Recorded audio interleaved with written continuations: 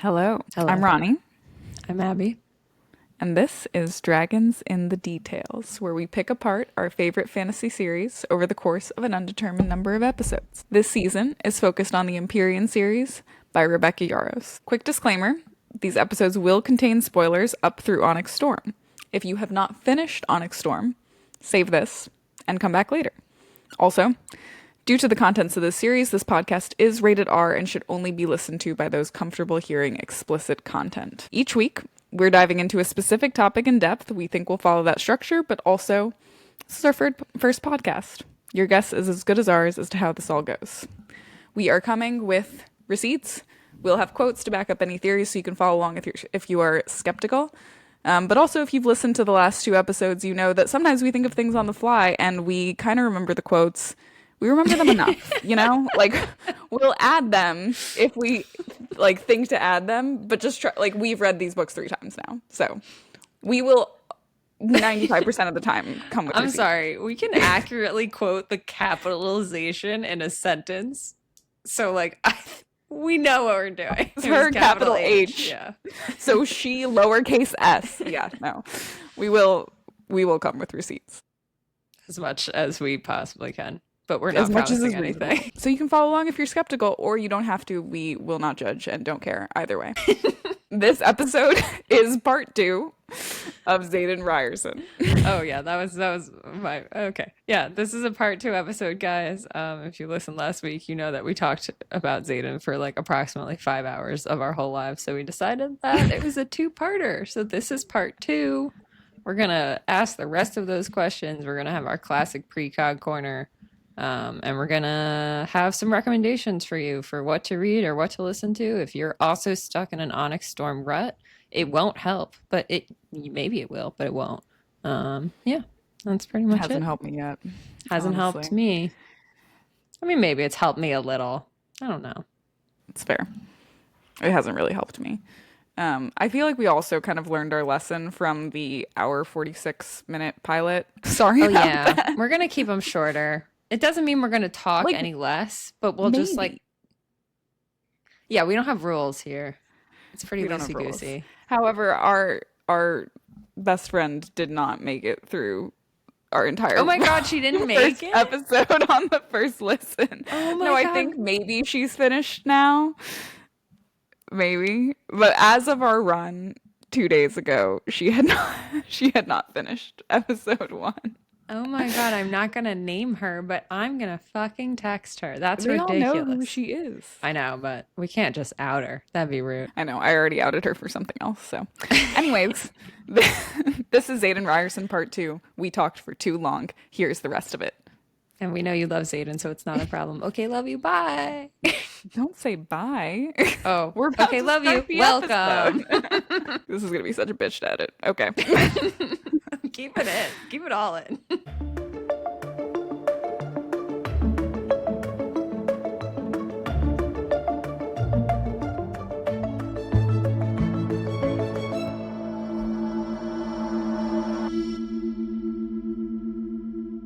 Anyways, so Abby, why did the Venin want Xaden?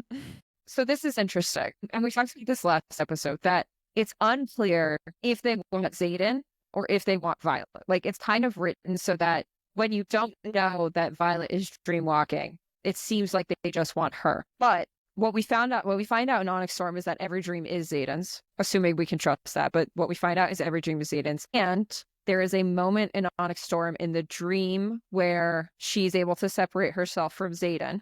Berwyn says, "Hello, Lightning Wielder," or should I call you Dreamwalker, right? So I think it is safe to assume up until that point in time, Berwyn did not know that Violet was in the dreams. So we can assume that everything he said in those dreams was meant for Xaden's ears and not for Violet's ears. So some important quotes here. First one, this is from one of the dreams. "There is no escaping me, Ryder," he whispers, his fingers ghosting over my cheek but not quite touching. "Fight me and die, or join me and live beyond the ages, but you will never escape me, not when I've waited centuries for someone with your pen," which is exactly the same thing. Well, not exactly the same thing. Very similar to what Theophany says to Violet. So both of them, for whatever reason, power that hasn't been seen in centuries. We know there have been lightning wielders in the past century. I don't know if we know about shadow wielders. So we know that actually this is good because then I don't have to re-explain everything here too. So the Professor Deborah says the last time a shadow and a lightning wielder fought side by side, they managed to drive the Venin back into the Barrens for a few hundred years. So we know that last time we drove back the Venin, there was a shadow wielder and a lightning wielder. Right, concurrently. But do we know if there has been shadow wielders and lightning wielders not concurrently in the past? Like, it's the same question with Violet. It's, okay, we haven't seen this power in centuries. Does that mean the shadow wielding thing, or is there something else? I fully assumed that they were referring to Xaden's intrinsic abilities. Very interesting. Very interesting. And I have a justification for why, but let's finish you, and then if we don't get there, then I'll explain it. So that's the first thing. There's a power that he has not seen in centuries, right? Mm-hmm. Oh, and then, so I think this is the next stream, right? Show me the power you use to slay our forces above the trading post. Prove me right that you're a weapon worth watching, worth retrieving. The one who watched thinks you'll never yield, that we should kill you before you grow into your full abilities, right? So Xaden's not there yet. And he could get there without being Venin, is how I read this, right? Like, because if they kill him, if he doesn't turn, he'll still get to his full abilities without turning. Mm-hmm. So we don't know what those are. Very interesting that it could be intrinsic related. I don't know why that didn't occur to me.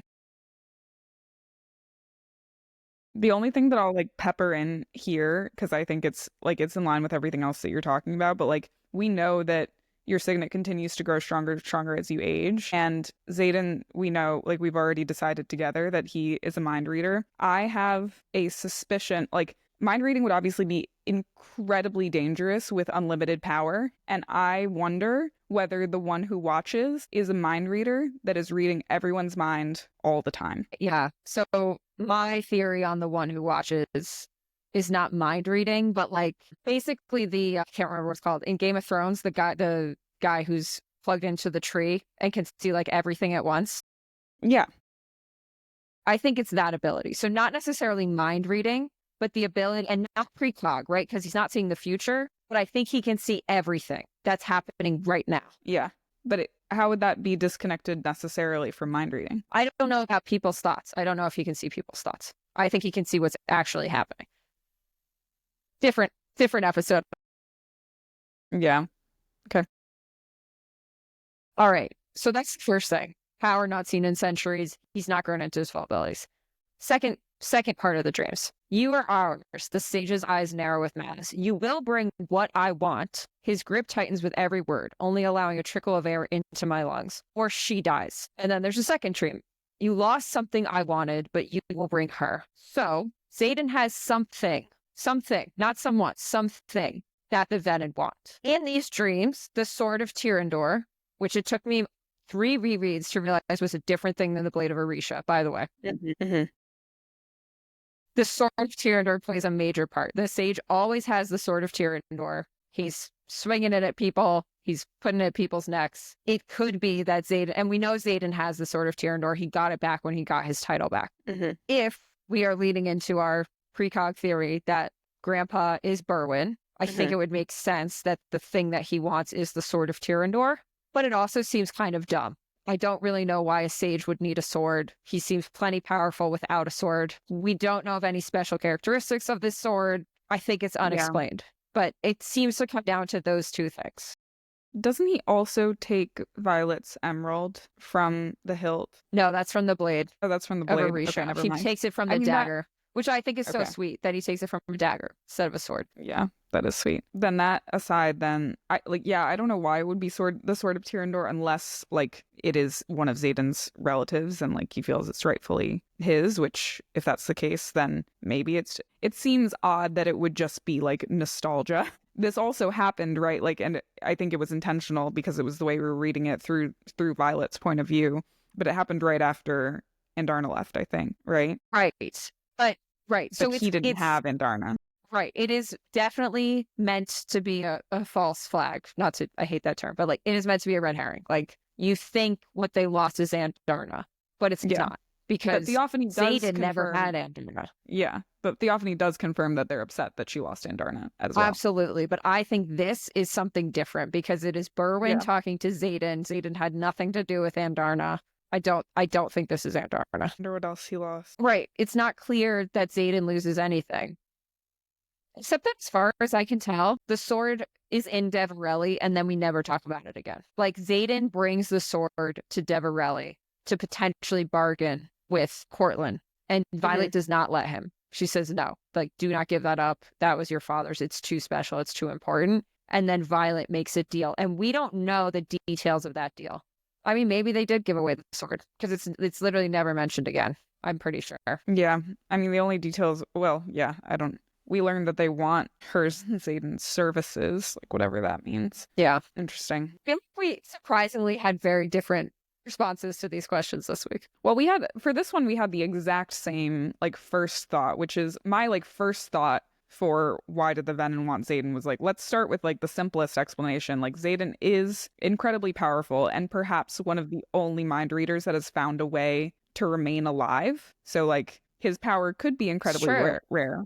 It That's could not true. be.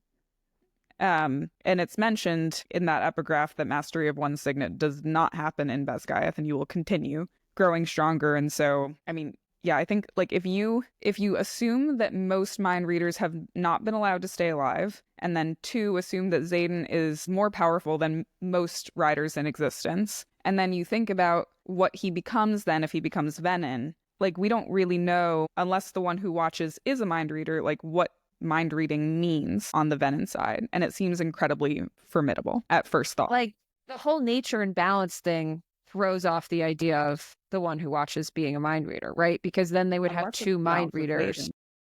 What? Unless it's Xaden. When does that first year manifest a mind reading signet and then gets killed? In 4th way. Okay, then it was a long time ago. I'll look into this.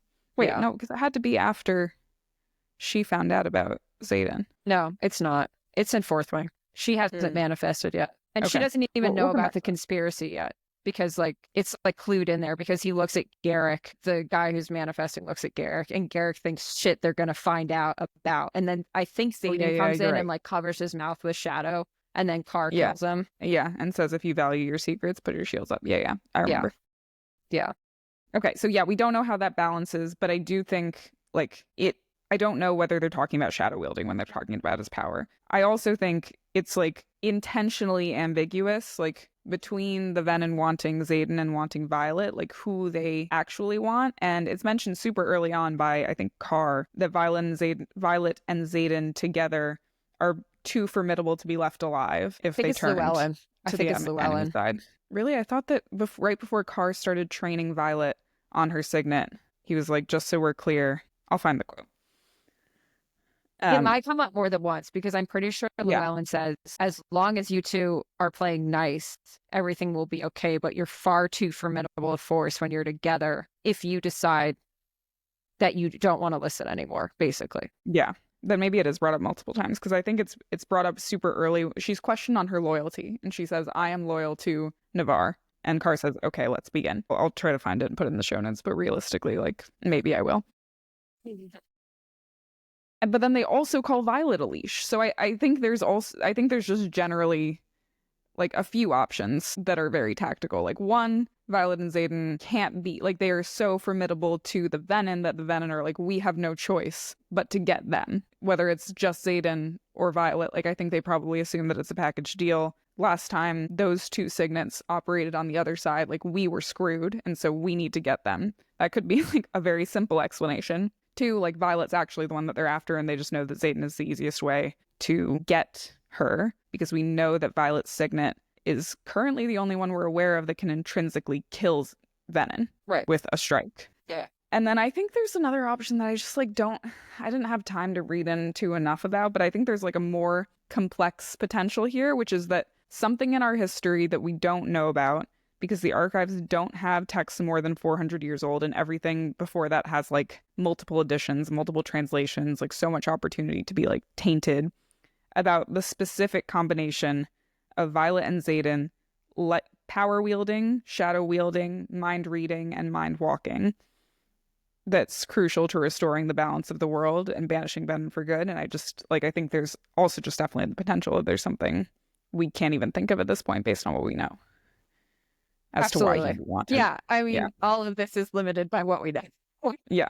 I mean, it's an interesting idea. I don't think this is the case, right? But we know that there are 6 more powerful signets, right? There are the original 6 powerful signets. Right now, Xaden has 2 signets. Violet has 2 signets. Mm-hmm. And you're about to go to what if they're all 6? If you have Between the 3 two of them. signets, if you have 6, I mean, so let's pull on it, right? Like, if we find out that somehow Naelin is a relative, which I don't currently believe, but if that were the case, then okay. And if Sigale's first rider is a relative, like, could there be 3 per? I don't know. So, like, that's also assuming, and this Taryn has been alive for 100 years. 100 years. Sigale is 50 years younger and has had 3 riders. Violet is his 2nd rider? Bullshit. I'm calling bullshit on that. Sorry, Rebecca. Like, no way. So Yeah. it might be Dale and it might be someone else. We don't know. Yeah. I mean, that could be a way to get a 3rd signet. And we know the conversation with Liam is unexplained,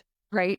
Like, that is fucking weird. That is unexplained. I am not buying that. It's just a near-death hallucination in a world with magic. I'm not. And gods. So, yeah. I mean, I don't know. Maybe there is a 3rd signet at play here. I don't know how Xaden gets a 3rd signet. Unless there's another relative at play or the relic. I had a thought about Bodhi not having a 2nd signet to go way back to the family Which tree. isn't true, by the way. But it might be because if Bodhi and Xaden share a grandfather, then there's only one dragon to bond to that would give them a 2nd signet, and Xaden took her. Like, that could be why Bodhi doesn't have a 2nd signet. There was no dragon he could bond to. Might not be. Anyway, we digress. How would that work then? So then Xaden's biological grandfather would also have been Fenn's. So if they were twins, basically, is what you're saying. Xaden and Bodhi have the same grandfather. They're cousins. You have the same grandfather when you're cousins, assuming it's Fenn's. Yeah, but we just talked about the fact that Fenn's sister could Right, so be half-sister. Half-sister. Yeah. Right. Which would imply same mother, different father based on what we know. Good point. Okay, so I don't think that's a good... I don't think that's it. They could be twins. They could be twins. The twin theory's on the table. There's literally no other twins in this book, so there's no foreshadowing for it, but the twins theory is on the table. Yeah. I mean, we know very little about this, like everything that we're talking about, so it's... We should probably just cut this part entirely. It makes me sound dumb. So, it does not make you sound dumb. So I don't know how Xaden gets a 3rd signet, but I'm open to the possibility. I don't know. I don't know about that, but I think there's a combination of them that matter. It matters a lot whether one or both of them are on certain sides. Like, that's the vibe that I'm getting. Like, why? Like, we haven't seen the Venin recruit this aggressively. Why not? Berwyn is going after Xaden. Theophany is going after Violet. Like, I guess my question is, why only Dreamwalk in Xaden's dreams? Why doesn't Berwyn try to recruit Violet the same way? You know, like... Because Violet can kill him in her dream. I don't know. Do they know that? I don't know. We don't know what they know. I mean, it seems to me that they know what Panchak knows. Right. But Panchak doesn't know that Xaden's an intrinsic. Yeah, they definitely have... Okay, Theophany can definitely kind of read minds. She can definitely read something. I mean, she looks at everyone and says exactly what they are as soon as she lays eyes on them. Yeah, and she knows Bodhi has a crush on Violet. So, like, the question is that a Theophany thing or is that an all Venin thing? And if it's an all Venin thing, then they will know that Xaden is a mind walker because Berwyn and Xaden have faced off before. Yeah, and I mean, we also know, right, that Venin are a collective mind share to some regards. Kind of a hive mind. Yeah, so does someone truly have to have a certain signet to wield it? Or, like, are there some signets where they can basically just, like, does the acquisition of one signet make the collective group stronger? Interesting. I mean, I think Berwyn's the only one who can mind walk. Like, I don't think that's a shared power. Yeah, that's fair. All right. I think we should move on to the next We're digressing. We're digressing. Okay. So the last question that we asked ourselves, which is really a teaser for what we think is probably going to be an entire other episode, is why Xaden and Violet? And so there's a lot to say here. Like, I'll just start with kind of the basics and we can go kind of as deep as we want to. Xaden and Violet, I feel like some English majors are going to come for me in the comments when we talk about this, but like, I think that Xaden and Violet are foils, and Rebecca loves to create very like literal ways of showing this. We know that Violet is lightning, Violet is light, lightning. Xaden is dark, shadows. Violet is warmth and light and love. Xaden, towards the end of Onyx Storm, is described as ice. Violet mind walks. Xaden mind reads. Violet creates power. Xaden now drains it. Violet can kill Venin. Xaden becomes one. And this is like a reach, but Violet is silver and Xaden is onyx. And we know that Andarna's eggshell is a gradient of silver to onyx from Onyx Storm when they give up the eggshell. We also know that the last time we just talked about this, a shadow and a lightning wielder fought side by side. They drove the Venin back for hundreds of years. It is... Wait, can I just say something about that quote real quick? Yeah. I remember the way they phrase that quote. I'm pretty sure they say fought concurrently. They did not say fought side by side, if I'm remembering correctly. This one is... Well, let's just look, because I think I wrote it down. I might be wrong. I think this one was side by side and the 6 was concurrently. Okay, I think you're right. Sorry. Yeah, it's okay. So I choose to believe that, like, fate, oracles, prophecy, like whatever it might be, brought Xaden and Violet together because there would not be another combination of Rider and Venin that could work together to restore balance in the world. There would be no other Venin, I think, that would have fallen in love with the Rider as a human, fallen in love with a Rider that has the innate ability to kill him, would train her on how to find him and kill him, and then retain his love for her after he turned. We all know that Xaden to date has done his best work from living inside the beating heart of the enemy, and I genuinely believe that the combination of the two of them, like their love, honestly, this goes back to like, is love the answer, is going to be the answer to everything. I think this also can get into some of the God stuff, but like in the vein of prophecy, like we hear Xaden say very early on, I've been yours for longer than you could ever imagine. Why would he say that? Like it was way too early to say that. And so I think there's a lot more there, but the crux of what I'm getting at is I think that the combination of the two of them is going to be the answer. And I know that there's other stuff that Asher has kind of pulled up around Mira. And I know that Lilith prepared Mira, and so there's definitely other people who come into play, but it seems like we've been set up very well for if Violet is the weapon, she's about to get an inside look. And then I think where the gods come into play, personally, is more about the matter of saving their lives. Like, I think without the gods, we would have a story where, like, Xaden dies, or, like, Xaden tells Violet how to destroy all Venin, and then, like, Venin are destroyed. But we know that Violet is touched by Dunne for sure, because of what we learned in Umbriel, and the fact it's confirmed by the fact that she can wield that dagger, right, and kill Theophany. Like, the priestess says, like, yeah, only those who are touched by the gods should wield their wrath. Their wrath, yeah. And we also know that she should feel a pull to Temple, but she never did. Instead, she felt a pull to Xaden. And we hear Xaden being compared to Dunne, to Dunne, sorry. I hear it in my head as Dunne. I love how we're just saying, citing things that you and I have said previously as fact. Like, this is just, we just know. Wait, what did I say we know? I said we know she feels a... Okay, yeah, fine. Yeah. We know that she doesn't feel a pull to Temple and that the priestess thinks that she should. Yeah. She never did. You're and right. We hypothesize that she feels a pull to Xaden. And we also hear Xaden being compared to Dunne an awful lot by Violet very early on. In Iron Flame, we hear Violet think, I look up at the wrath of Dunne in the form of gold-flecked onyx eyes. He's also referred to as an avenging angel, messenger of the Queen of the Gods, so also referencing Malek and Amari both. And in Onyx Storm, we also hear it's one step past fury, as though Dunne herself has stepped into his eyes and now peers back at me. And then, of course, there's our favorite, which is the infamous reference of Xaden being elevated to deity, which happens at a heated moment. We also know that he absolutely loses his mind at Violet's hair in particular, which is a clear symbol of Dunne, and he has made multiple references to worshipping her. So we don't really know anything about the role of men in the temple, but it almost feels as though Xaden has been touched by one, if not multiple gods, and has resulted in the two of them feeling a call to worship each other rather than a temple. We have talked a lot about Xaden and Violet being parallels to Warwick and Lyra. But I wonder if it's actually a parallel to Dunne and Malek. I know we talked about Dunne and Loyal a lot because of love and war, but they're both goddesses. Like, maybe they had a love trope. Like, hopefully the gods are LGBTQ friendly. Like, I don't know. They are. In Rebecca's world, yes. But here's why I think that Malek and Dunne are going to end up being the important ones. One, in the continent, I don't even know how to pronounce like the external name for the continent. The Temple of Malek and Dunne are the biggest individual god temples, except Amari, who's like the main one. The priestess of Dunne asks Violet if she chose her path, and then when Violet says, I chose my life, she says, then it's good we didn't complete her dedication, which means that Violet is not on the path of Dunne at that time. So we both know that I think that Malek is the other who curries her favor. I think we disagree on that, but I think that that is like a clear allusion to another god, if not Malek, okay?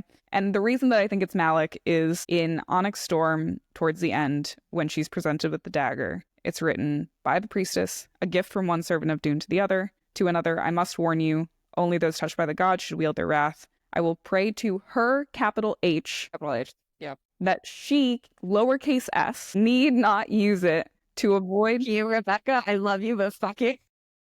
She, lowercase s, need not use it to avoid reacquainting herself with the other who curries her favor. Herself, Her path lowercase is still... h. Yes, the other who curries, lowercase h, her favor. Her path is still not set. I hear that, and I hear two things. One, she's hoping she doesn't have to use this to avoid death. And death is Malek. Reacquainting. Reacquainting. Not The second is that she's met Malek before. Reacquainting. Reacquainted. Yes. I don't think you're wrong. I love it. No. My last point, my last like kind of unhinged, this isn't quite crackpot in my opinion, but my last reason that I think that Malek is the other, and also that Violet and Xaden are parallels to Malek and Dunne, I don't think it's coincidence. If you look at a map of this world, the Venin's conquered territory, or targeted territory, expands around the Bay of Malek. Like the Barrens and Breivik are conquered around the Bay of Malek, and then on the other side of the Bay of Malek are the islands, which are also drained for the most part. Like, I don't know. I feel like I just went down like a slight rabbit hole live, but basically I think Xaden and Violet are foils. I think they're a unique combination that can bring down the Venin, and I also think that their allegiance to specific gods who may be in love with each other will save them. Okay. I think that was excellent. Like, truly wonderful. Thank you for that. I only just realized as we were talking, the reason Xaden says you're the only one who can kill me, it's because he's Venin. It's not because he's Xaden. It's because she's the only one who can kill Venin. Yeah. Holy shit, my heart is broken. I didn't realize that. Thank you for making that clear to me. Fucking devastating. Oh my God. It's in the back of the book. Oh, killer. I had not put that together. Thank you, Rebecca. Thank you, Ronnie. Great. Mostly Rebecca. Mostly Rebecca. I don't think you're wrong. I totally think it could be Malek. Like, yeah, it could absolutely be Malek. I kind of hope it's Malek. It's more interesting if it's Malek. And again, I've seen a lot of theories going around this week that he starts calling her love because he needs to remind himself that he's in love with her. I kind of think that's not true. I think he knows he's in love with her. Even at the end, when we're getting his point of view, he says, I love her. That's all I know. So I do think there's still something with Loyal. I think we're definitely getting more in book 4. There definitely is. There's no way we just like skipped an entire island and we hear love all the time, like, and Loyal does not come into play. And I wonder. And also, if I'm an Irid and I hate war and I choose peace, I'm gonna live on the island of the goddess of love. I don't like, that's just in my mind. Yeah. Which would that comprise of all of the gods then for the two of them? No, I guess final. Yeah.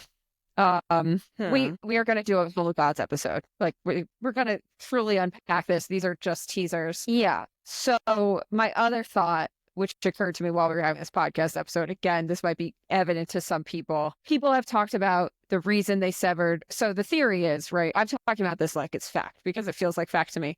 The theory is that Andarna has severed the bond between Tyrn and Sigale so that Xaden can leave and go do whatever it is that he needs to do with the 3 other people who are missing and the dragon eggs, assuming they have the dragon eggs. We'll get into what we think that is, not in this episode. I think we also need to think about that scene with Riddick where Violet tells him that Xaden is Venin and Riddick says someone needs to protect her when you turn because they will come for her because the easiest way to kill you is to kill her, right? So it's not literally so that they can leave. It's so that Violet is safe and Violet is protected and so people won't kill Violet. Slight interjection, because it is related to Xaden and Violet and like their bond. Do we think that's still true now that Xaden is Venin? Like, I think with relation to specifically the fact that this whole trope has been about the fact that she's bonded to Taryn would die, Scale would die, and then Xaden would die. Like, I don't know if that holds anymore, but it could still hold for other reasons. Like, do you think that's still valid, that they would kill Violet to try to kill Xaden? Yes, I think they would think that. Would it work? I don't know. But I think that people would think that. People would think that killing Violet will kill Xaden because of their dragon's bond, especially now that she's more powerful. But Berwyn tells Panchek that he can channel to replace the magic that Panchek would lose from his dragon, right? In the last, I don't know whether it's the last chapter or the So second that's to a last good chapter. point. I just kind of assumed Panchek was dead because Berwyn kills his dragon. I don't know. I don't know either, but I know, I mean, we saw and we've kind of ignored to date, and we'll talk about it more in Venin. We saw that they killed a dragon with a dagger. And I think at that point he says, But he killed his own dragon. yeah, he killed, I thought, I That need to kills- reread That that kills his own dragon. way back though. But at the end of Onyx Storm, he sinks, Xaden freaks out. He's like, holy shit, that guy just killed a dragon with a dagger. With a dagger. Yeah. And the dragon desiccates, and he then says, do you see what happened? That's about to happen to your dragon. You're going to have to channel to replace the magic you lost. So basically what I'm saying, and we already know this is accepted as fact, is if your dragon dies and you're Venin, you don't need to die. But maybe now that bond is broken, or we think the bond is broken, Scale would survive as well. I don't know. Anyways, you were in the middle of the theory. So I think you might be right. I think it might not actually happen, but I think people would think it would happen. People would think it. Yeah, that's fair. And they would go after her. Yeah. So I think that's just another way of looking at the bond. But I mean, I think the question still is, if Violet and Xaden are mates, which Taryn calls them mates, they can fully read each other's minds. Like, they are just so intertwined. Like, there's a lot of evidence that they are mates. Yeah. Is that bond broken? Or is it not because they didn't know it was there? Like, do they have a bond independent of their dragons? And does that mean that bond is not broken? And that is how they eventually find each other. And then does that mean that actually Violet isn't danger? And if Violet dies, Xaden does die still. Yeah, maybe. I mean, I do think mates being brought up, like knowing Rebecca, I'm locked in. I'm like, what is this going to mean? It's going to mean something. It's got to mean something. It's stupid for it to just be for the dragons and not to matter for humans. Like, it's going to mean something. The only other thing, I just had a random collection of notes because there's so many different ways they're described. So like, they're described as alchemy. So 2 times they're described as becoming something entirely new together. Once is in Devarelli when they're in the bookstore. She says like, what you call magic, we call alchemy, the like creation of 2 substances, or the unification of 2 substances, at least something entirely new, like you guys. She literally says like you too. And then there's one time where finally it's like, if all of it hadn't happened, would we still be us? Or is the miracle of our relationship the result of a precise combination of tragedies that broke us both so completely that when we collided, which sounds a lot like an atomic reaction to me, right? We became something entirely new. So it's that idea again, there's something new. The combination of the 2 of them has never been seen before in the 600 years, I guess more than 600 years, but in the 600 years since the unification. And before Llewellyn says to Violet, I hope you 2 will figure out the balance between it all. I think that leads into your theory that him being Venin and her being not Venin is a yin-yang balance thing for sure. And then there's gravity, right? So she refers to him as gravity so many times. She does it in Corden, where like, she's like, I find him in the room because he's my gravity. Like, there's just I locate him within a heartbeat because he's the center of my gravity. I can't make it stop. I don't want to. You're my gravity. Nothing in my world works without me. She says her gravity shifts. Like, when she finds out something new about him, she says, my gravity shifts. She also uses that term when she finds something new with Asher, which I think is interesting, but not something we necessarily need to talk about in this pod. The only thing I'm going to bring up with the gravity thing is the epigraph in Iron Flame in chapter 30. Everyone thinks most rider cadets die from dragonfire. Truth be told, it's usually gravity that gets us. So Rebecca's doing us fucking dirty. Yeah. Wow, that's great. Hold on. We need to write that down. Also, what makes... Well, no, that's polls. But hold on. I'm going to add one thing as a little silver lining, because I looked at the acknowledgments for Iron Flame, or maybe it was Onyx Storm. I think it was Iron Flame. Rebecca says, thank you to my husband, Jason, for being my gravity. So once again, I don't actually she's gonna do us dirty if she's describing her husband that way. But like, I don't know, man. I don't know. Well, I think to that epigraph and that like parallel of her referring to Xaden as gravity and then gravity being what kills us does not make me think that Xaden's bad. It just makes me think that Xaden is like the demise of Violet. Yeah. Like Violet does. Exactly. No, I don't necessarily think Xaden is the one who kills her. Yeah. I don't want her to die. God willing. But like, this is in here. And this is clearly intentional and a word choice by Rebecca. Like, she is fucking with us. And to be fair, it doesn't say gravity that kills us. It says gravity that gets us. But I don't know. She could have. And like, I don't know. Violet and Xaden. On that happy note, Crackpot Corner, Precog Corner. Precog Same Corner thing in my brain. Precog Corner. I mean, you said mine. It's really pointing to me towards Berwyn being grandpa.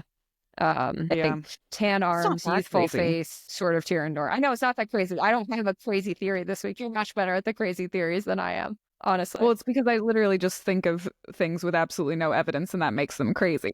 Like, you had evidence for yours, which makes it intrinsically not crazy. Yeah. But we almost got to mine just now. We've talked about before, right? The fact that there's tons of references to Violet being the death of Xaden. You just pointed out my first reference for Xaden being the death of Violet. We also have a quote from Xaden where he says, "I would be more than willing to let you burn me." I have that written down too. To Violet. And Andarna says, "I will not let them burn you." Another Xaden and Andarna parallel, right? Right. And we've heard Xaden say multiple times, "I'll meet Malek at your side." I think this theory came to me because I was literally racking my brains for any way that Xaden could be saved, because you know that my biggest fear with this series is that Xaden is unsavable. Like, he's just on this downward spiral that like maybe he'll save everyone, but I don't see a way in which he would be saved. And I think that Violet and Xaden die, potentially Dracarys style by Andarna, intentionally, right? They meet Malek together. Maybe they meet Asher if he's there, and learn everything that he knows, because Asher has said like, "Hey, I've only told you half of what you need to know. Like, you only have half what you need to know." So she either needs to go find out herself, which may be the last two books, or she needs to talk to Asher somehow. And then I think that when Menders turn, they become resurrectors. Like, Menders with unlimited power who become Venin become resurrectors. And so either a Mender or a combination of Naolin and Brennan, again, brings them back to life, and Xaden comes back as human. So I've had this theory too. I guess this should have been my crackpot corner theory. I think I was kind of saving it for the gods, but we have so little. No, I think you're totally wrong. I think we have so much. Like, okay, they call Malek the collector of souls, right? Yeah. So he's holding theirs. He implies to. I think my only difference is I think Violet meets Malek, but I don't think she's dead. I think she literally meets Malek. She says so many times, "When I meet Malek, when I meet Malek, when I meet Malek." I think she will literally meet Malek. Maybe because she's touched by him, that gives her like a life, and the reacquainted thing, right? Like, I don't know. Is she a reincarnated soul? Like, what is she? Well, that's an interesting angle that I hadn't thought about. But like, so like, I think she's met Malek. I think she will re-meet Malek. And I don't think it means that she dies. I think maybe book 4 ends with Xaden dying. But if you go back to Fourth Wing, there is so much resurrection talk. Yeah. It could be a Horcrux situation. And they also say, like, Brennan is a miracle worker. Like, Brennan has now brought himself back from the dead, and Mira effectively back from the dead. Yeah. I mean, I don't think it's crazy. I think I've even texted you that I thought this was I think I told you. I think they literally meet Malek. I don't know. Maybe I didn't. Maybe I thought about it and then decided not to. You said that they meet Malek, but I think like Xaden saying, "I'm willing to let you burn me," means that somehow Violet is actually responsible for Xaden's death. Yeah, I'm more than willing to let you burn me. Yeah. And maybe it's Harry Potter. You know, maybe it's Harry Potter setting us up for this being the thing. Like, okay, you need to fix your soul, you die. And then you come back and your soul is whole. Yeah. But I totally think that this is possible. I think this is being set up. I think Liam set us up for this. I mean, maybe Naolin's involved, but I do think Brennan died. He definitely died. Brennan is resurrected. His last name means resurrection. Yeah. It's just a question of like how, like if mending yourself is incredibly complex, then like how did you literally save your own life? I think Violet brings him back. I don't think it's Brennan. I don't know how, but I don't know how either. Maybe my like actual theory is just that Xaden dies, and I don't really know how he comes back. But I think he has to like. I don't think there's going to be a way to repair his soul without meeting Malek. I mean, he says multiple times that Violet has his soul too, which we didn't really talk about at all. Yeah, we haven't talked about what it is, but it's because we agree on what it is, I think. It's his soul. It's his soul. Yeah, I mean, It makes me so sad. it could be that he dies, and because she has his soul, he can come back. It could be Yeah, that Malek call him has that. his soul, and she has to go negotiate with Malek to get his soul back. But they do call Malek, I forget the exact words, but it is like the god of the dead and collector of souls, Yeah. which implies to me he has all of the Venin souls. Yeah. Which just calls into the question, like, who is it Malek's army? Like, I also just want to know, like, who the heck Venin episode. I'll just cut myself off there. This book. Yeah, I think he dies. I think he dies. I think you're right. I think he dies. I think the Sword of Tyrrendor maybe kills him. Maybe Andarna kills him. Well, the other reason that I thought maybe it would be Andarna is because she has, like, we know that her first fire killed a Venin. We know that her future fire did not kill Theophany, but she, Yeah. I think in as many words said, I know that my flame like alters the Venin. She didn't say kills them. Exactly. She says alters them. alters. Yeah. Yeah. Then like, is she part of the equation somehow? Right. Does she end up with, right. Does she get Xaden's soul and then alter it? Yeah. Or is she able to burn only Oh, yeah. the Violet goes, non-human parts of... oh my God. What if it plays out like this? Violet owns Xaden's soul, but she does not have it. Malek has it. She has to go to Malek, and Malek won't give Xaden his soul because Xaden sacrificed it, but he'll give it to Violet. And then Violet takes it, and then Andarna alters it, and then they bring back Xaden. Yeah. Which is why when the priestess looks at Xaden as like, maybe you favor another god, like, I think I don't know. It's not Dune because they're on Umbriel. Like, it's got to be the other one, whoever that is. I don't know. But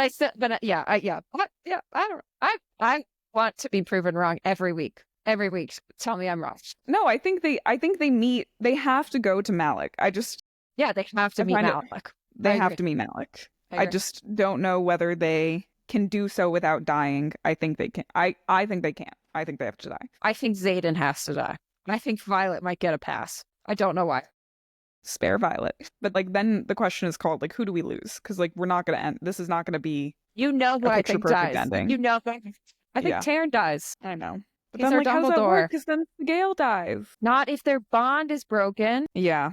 Well, I have another crackpot theory on that, so we can save that for the Gods episode or something. All right. I think we should wrap it up. We're at like 2 hours and 20 minutes. We're going to have to edit the shit out of this one. Shout outs. What are you reading right now, Abby? I forgot that we were going to do this. Okay. Yeah, I thought this might be a fun section where we talk about other things in our lives that are bringing us joy, because we can't just read this book over and over again. And yet. So I just started Intermezzo by Callie Rooney, who I know is kind of a controversial author. I'm enjoying it so far. I like it because there's it's well-written sex scenes again, and like a lot of them very quickly, which was kind of surprising. Mm-hmm. But without any of the fantasy, which is kind of nice because I feel like I can turn that part of my brain off. Like, okay, I don't have to pay attention to every little detail. There's a lot of other, like, there's definitely politics in there. It's definitely like a more intellectual book, but I almost feel like I don't have to read it as closely. So I'm enjoying that. That's good. That book came out a while ago. I'm not the first to read that by any means. I've told you to listen to this. I'm listening to the new Banks album. I know a lot of Rebecca girls are Swifties. I would highly recommend Banks to everyone. She is like dark emo pop, kind of like a dark older sister of Taylor Swift, in my opinion. As a Swiftie, I condone that statement. I think Banks is some dark vibes. Yeah. Dark Swiftie vibes. And I feel like also could very easily be the theme, the soundtrack to Onyx Storm. Like, Onyx Storm is a dark book. Vibes. Banks has dark vibes. Like, it's very good. So she just came out with her album as well. She does, and a song called Goddess. Both. Yeah. Both. So that album is called Off With Her Head, but I really recommend all the Banks albums. She's probably my favorite artist. Yeah. What about you, Ron? My life has been taken over by the combination of this podcast and the rereads it requires and work.